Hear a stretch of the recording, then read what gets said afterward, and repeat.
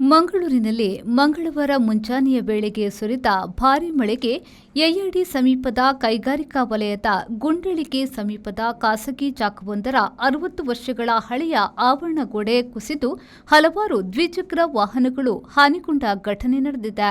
ಇನ್ನು ಈ ಪ್ರದೇಶದಲ್ಲಿ 150ಕ್ಕೂ ಅಧಿಕ ಮನೆಗಳಿದ್ದು ಹೆಚ್ಚಿನ ಸಂಖ್ಯೆಯಲ್ಲಿ ಮಕ್ಕಳು ಕೂಡ ಇದೇ ದಾರಿಯಾಗಿ ನಡೆದಾಡಿಕೊಂಡು ಹೋಗುತ್ತಾರೆ.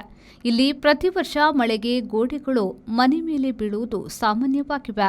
ಹಲವು ಬಾರಿ ಜಾಗದ ಮಾಲಕರು, ಕಾರ್ಪೊರೇಟರ್ ಮತ್ತು ಮಂಗಳೂರು ಮಹಾನಗರ ಪಾಲಿಕೆಗೆ ಮನವಿ ಮಾಡಿದ್ರೂ ಕೂಡ ಪ್ರಯೋಜನ ಇಲ್ಲದಂತಾಗಿದೆ ಎಂಬ ಆರೋಪ ಸ್ಥಳೀಯರಿಂದ ವ್ಯಕ್ತವಾಗಿದೆ.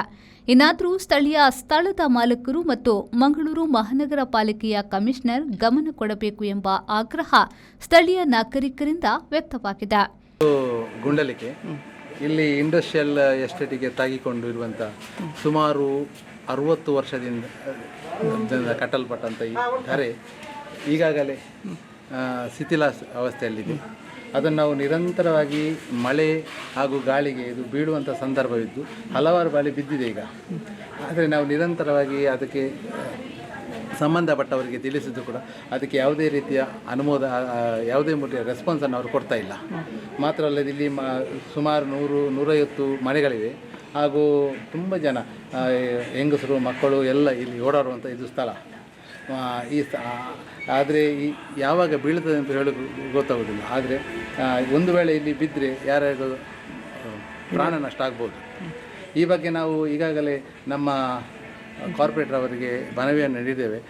ಅದಕ್ಕೆ ಸ್ಪಂದನೆ ನೀಡಿದಂಥವರು ಕಳೆದ 5 ವರ್ಷದಿಂದ ನಿರಂತರವಾಗಿ ಅವರಿಗೆ ಮನವಿಯನ್ನು ಮಾಡ್ತಾ ಇದ್ದಾರೆ.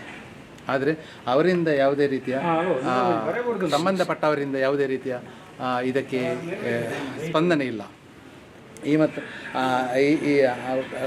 ಕೊನೆಗೆ ಅವರು ಕಾರ್ಪೊರೇಟ್ ಅವರಿಗೊಂದು ಆಪ್ಷನನ್ನು ಕೂಡ ಕೊಟ್ಟಿದ್ದಾರೆ. ಏನಂತ ಹೇಳಿದರೆ, ನೀವು ಅನುಮತಿಯನ್ನು ಕೊಟ್ಟರೆ ನಾವೇ ಕಾರ್ಪೊರೇಷನ್ ಮುಖಾಂತರ ನಾವು ಕಟ್ತೇವೆ ಎಂಬುದಾಗಿ ಅನುಮತಿಯನ್ನು, ಆದರೆ ಅನುಮತಿಯನ್ನು ಕೂಡ ಕೊಡಲು ತಯಾರಿಲ್ಲ. ಇದಕ್ಕಾಗಿ ನಾವು ಮುಂದಕ್ಕೆ ಮಾನ್ಯ ತಹಶೀಲ್ದಾರ್ ಅವರಿಗೆ ಹಾಗೂ ಸಂಬಂಧಪಟ್ಟ ಇಲಾಖೆಯವರಿಗೆ, ನಮ್ಮ ಇಲ್ಲಿಯ ಸ್ಥಳೀಯ ಶಾಸಕರಿಗೆ ಮನವಿಯನ್ನು ನೀಡಲಿದ್ದೇವೆ ಹಾಗೂ ಅದಕ್ಕೆ ಸೂಕ್ತ ಕ್ರಮಗಳು ಮನವಿಯನ್ನು ಮಾಡ್ತೇವೆ. ನಾಗೇಶ್ ಕಾಬೂರು, ವಿ4 ನ್ಯೂಸ್, ಮಂಗಳೂರು.